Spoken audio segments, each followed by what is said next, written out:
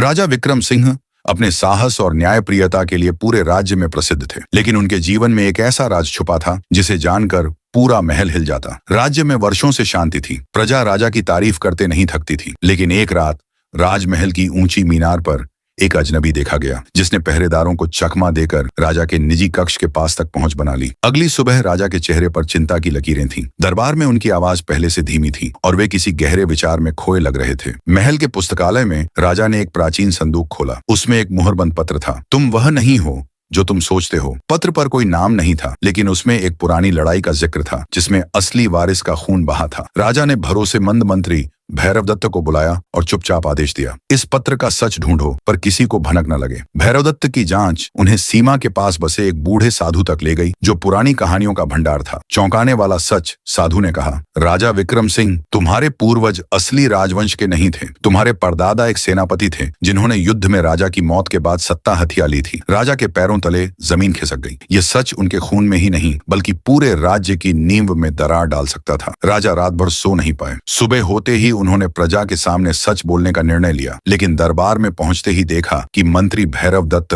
पहले ही प्रजा को संबोधित कर रहे थे और उन्होंने सारा राज उजागर कर दिया था। अब सवाल था, क्या प्रजा राजा विक्रम सिंह को स्वीकार करेगी या विद्रोह की आग भड़केगी?